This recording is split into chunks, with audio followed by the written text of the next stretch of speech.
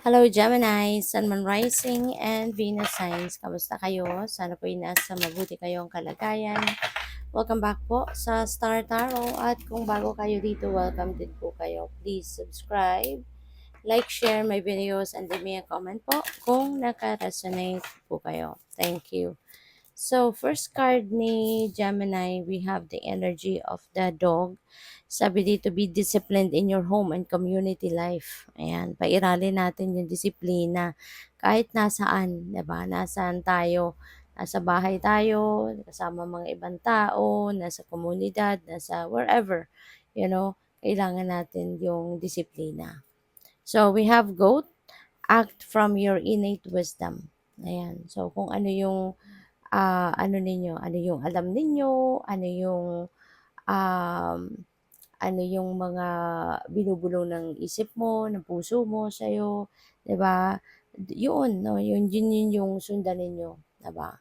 Lalo-lalo na yung intuition, 'di ba? Lagi natin dapat papakinggan yung intuition natin. Let's always follow and listen and trust, 'no? Importante yun. Kasi divine guidance yan sa atin. So, mas yun ang dapat nating sundin, mas yun ang dapat nating pakinggan rather than makinig tayo at magtiwala no, sa mga tao sa paligid natin, lalo-lalo na kung ang mga nagsasabi din sa'yo, alam mo yun, marites or mga marisol, 'di ba? Mas papaniwalaan nyo ba yun, 'di ba? Kasi sa intuition ninyo, syempre, hindi, 'di ba? Kaya dapat na pakinggan natin at pagtiwalaan natin at sundin natin kung ano yung binubulong ng ating intuition. Okay? So that, you will be guided accordingly. You will be guided kung saan ka dapat patungo, kung ano yung mabuti, ano ikakabuti mo, yung ganon. So, we have the energy of the turtle. Be joyful and trusting. Ayan. So, be joyful and trusting. Maari kasi ng iba sa inyo baka masyadong seryoso, 'di ba? Um, Maaring hindi na nangingiti ang iba sa inyo, maaaring talagang laging kayo, meron ako nakikita nakakunot noo, 'di ba? So, pupuwede naman natin mai-navigate 'no, yung buhay natin, yung mga iba't ibang klaseng sitwasyon natin, pupuwede nating ma-navigate 'yan na may konting ngiti, 'no? Yung may konting ngiti naman tayo sa labi, 'di ba? Kaya be joyful, choose to be happy, always choose to smile, 'di ba? Kahit may mga problema, hindi naman ibig sabihin na hindi ka na mapapangiti, 'di ba? So, choose to smile and choose to be light-hearted, alright? Para hindi mabigat, no, yung pakiramdam. So, by the way, maraming salamat for subscribing. And if you haven't subscribed yet, subscribe na kayo. And also, maraming salamat din for not skipping the ads. Malaking bagay yan sa akin. And also, please click the join button sa baba ng video kung gusto ninyo na mag-join kayo sa membership. Okay? So, we have compromise. Ayan. So, maaari na ito yung best ninyong gawin sa ngayon, makipag-compromise. Kasi maaari na ang iba sa inyo mayroong hindi pagkakaunawaan ng kung sino man, may hindi pagkakaintindihan with someone. Kaya it's better for you to, magpakumbaba na lang para hindi na magkaroon ng mahaba pang, hindi pagkakaintindihan. It's better to you just settle, no, with that person in compromise. 'Di ba? Para mag-meet halfway na kayo, para na hindi na mag-escalate pa yung pinag-aawayan or kung ano man ang hindi na pagkakasunduan. So, we have peaceful resolution. Okay? So, maaari na ang iba sa inyo is um, magkakaroon na talaga ng peaceful resolution. Maaaring meron na kayong naiisip, 'di ba, na gagawin or pakikipag-usap, no, for other people or for kung sino man, maaari na meron na kayong naiisip na kailangan gawin, 'di ba? Para kayo ay makipag-ayos na, makipagbati na, 'di ba? So what else? We have forgiveness. Ayan. So meron tayong pagpapatawad, no? Meron tayong pagpapatawad na gagawin. You are already willing to forgive someone, no?